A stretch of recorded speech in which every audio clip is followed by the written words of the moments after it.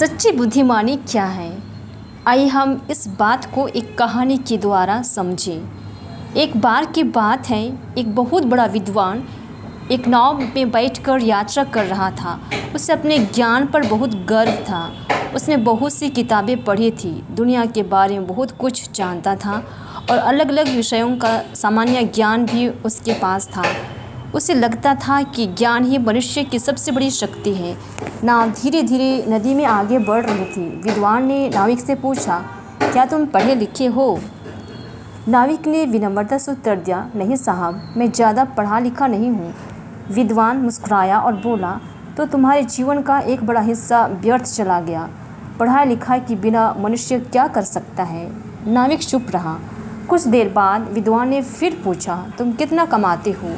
नाविक ने कहा, साहब, बहुत ज़्यादा नहीं, बस इतना कमा लेता हूँ कि मेरा जीवन चल जाए। विद्वान ने फिर कहा, इतने वर्षों से नाव चला रहे हो और अभी तक ज़्यादा पैसा नहीं कमा पाए हो, तुम्हें जीवन में आगे बढ़ने नहीं आता है। नाविक फिर भी शांत रहा। कुछ समय बाद विद्वान ने तीसरा प्रश्न किया, तुमने दुनिया कितनी देखी है? नाविक ने कहा, मैंने दुनिया बहुत कम देखी है। मेरा जीवन इसी नदी और नाव के आसपास बीता है। विद्वान ने कहा, अरे, तुम्हें दुनिया के बारे में कुछ भी मालूम नहीं है। फिर उसने पूछा, क्या तुम्हें जीके आता है? नाविक ने सिर झुकाकर कहा, नहीं साहब, मुझे ज़्यादा जीके भी नहीं आता। अब विद्वान ने अपने ज्ञान का प्रदर्शन करते हुए कहा, तुम्हें पढ़ना नहीं आता, ज़्यादा कमा नहीं सकती, दुनिया देखी नहीं है, जीके नहीं है, आखिर तुम्हें आता ही क्या है? तुम्हारा जीवन तो बिल्कुल बेकार है।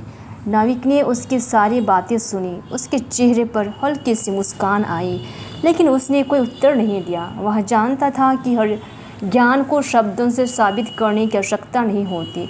नाव आगे बढ़ती रही। अचानक मौसम बदल गया। आसमान में बादल छा गए, तेज़ हवाएं चलने लगी, नदी की लहरें उफान पर आने लगी, नाव ज़ोर ज़ोर से हिलने लगी। जो व्यक्ति कुछ समय पहले अपने ज्ञान पर गर्व कर रहा था, वही अब भयभीत हो गया। उसने घबराकर नाविक से पूछा, अब क्या होगा? नाव तो डूबती हुई लग रही है। नाविक शांत था। उसने कहा, घबराइए मत। विद्वान बोला, तुम इतने शांत कैसे रह सकते हो? इतनी बड़ी लहरें हैं।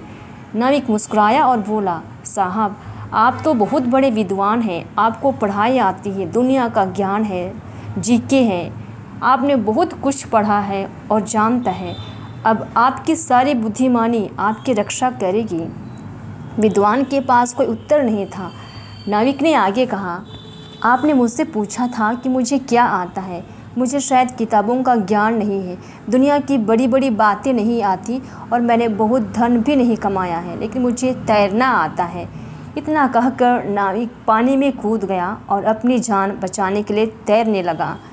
विद्वान अपनी सारी डिग्रियों, ज्ञान और पुस्तकीय बुद्धिमत्ता के बावजूद उस परिस्थिति में स्वयं को बचा नहीं पाया। यह कहानी हमें एक बहुत गहरी सच्चाई सिखाती है। बुद्धिमान दिखना और वास्तव में बुद्धिमान होना दोनों अलग अलग बातें हैं। ज्ञान का होना अच्छी बात है, पढ़ना लिखना, दुनिया को जानना, जीके का नॉलेज होना और जीवन में सफल होना निश्चित रूप से महत्वपूर्ण है। लेकिन यदि हमारा ज्ञान हमें विनम्र नहीं बनाता, यदि हमारी शिक्षा हमें दूसरों का सम्मान करना नहीं सिखाती, यदि हमारी बुद्धिमत्ता हमें कठिन परिस्थितियों में सही निर्णय लेना सिखाती नहीं है, तो हमारा ज्ञान अधूरा है। सच्ची बुद्धिमानी वह नहीं जिसमें हम दूसरों को छोटा साबित करें। सच्ची बुद्धिमानी वह है जिसमें हम दूसरों की अच्छाई को पहचान सकें। सच्ची बुद्धिमानी यह नहीं कि हम कितनी बड़ी बड़ी बातें कर सकते हैं। सच्ची बुद्धिमानी यह है कि जब जीवन हमारे सामने कठिन परिस्थितियाँ लेकर आए, तब हम कितनी शांति, विवेक और साहस के साथ उसका सामना कर सकते हैं। कई बार हमें अपने ज्ञान, पद, धन, शिक्षा या अनुभव के कारण दूसरों को कम समझने लगते हैं।